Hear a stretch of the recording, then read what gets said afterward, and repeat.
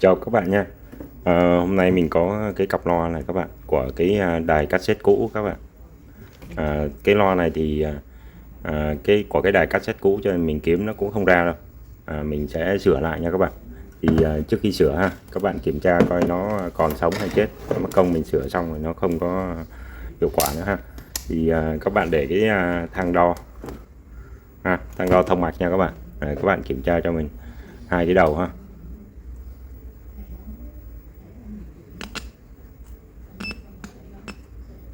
Rồi, nó còn ha. Bên này cũng vậy nha các bạn.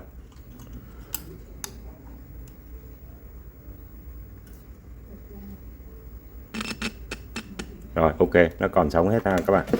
Thì những cái loại này các bạn ha, mình kiếm nó không ra thì mình phải sửa thôi. Đó, các bạn trước khi sửa các bạn vệ sinh hết cho mình nha. Các bạn thấy nó rách này, khá là nhiều luôn. Đó. Bên đây cũng vậy.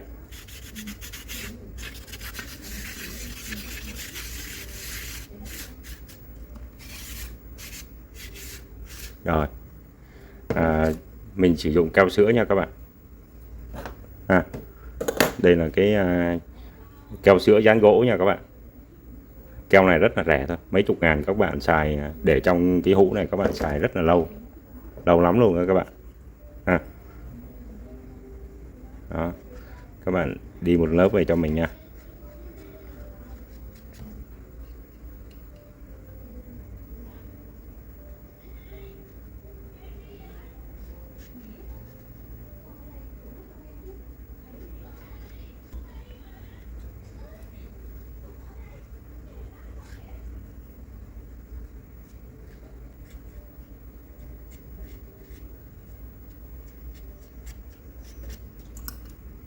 Đó, mình đã quét hết một lớp ha, giống vậy.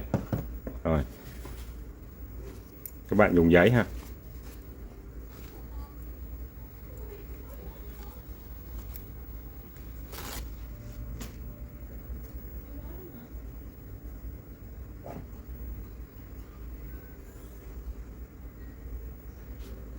Đó.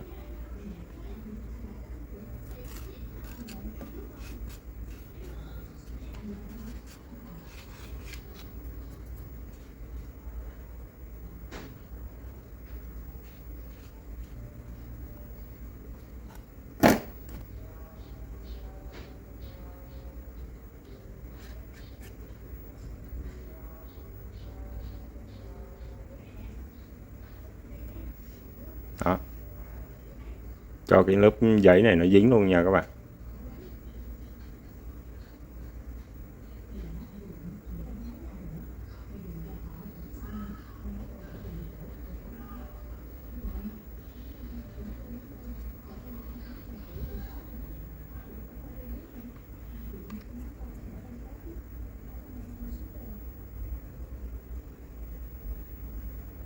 Cái keo này nó hay cái là khi nó khô nha các bạn, là nó tự tràn xuống dưới luôn ha.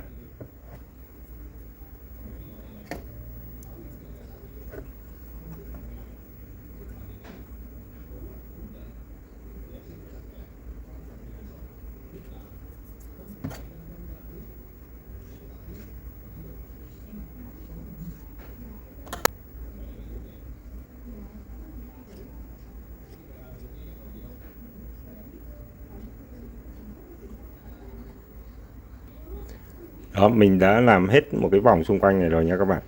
Đó. Nó không có ảnh hưởng gì tới cái độ đàn hồi của cái loa này nha các bạn. Rồi, đó, tương tự như vậy thì các bạn sẽ làm sang cái loa này tiếp ha.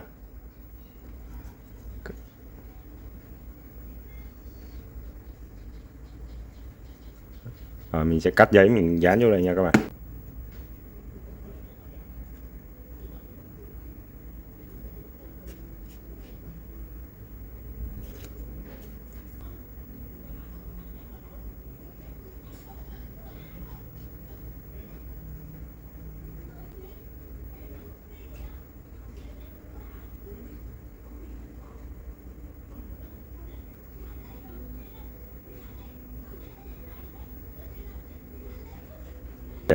Các bạn cho một lớp keo mỏng ha, phủ lên những cái chỗ mà chưa bị rách nha các bạn, thì để cho nó tăng cái độ bền đó, ha. Tiếng đó các bạn là tự khô nhé, nó tự khô, nó tự cân bằng luôn, tự làm mặt cái mặt loa các bạn, nó cân bằng luôn đó. Còn các bạn nhanh thì các bạn sấy cho nó nha. Mình sẽ dùng cái sấy cho nó nhanh nha các bạn. Bình thường các bạn có thể dùng để nó phơi nắng tự nhiên cũng được nha các bạn. Mình sấy cho nó nhanh ha.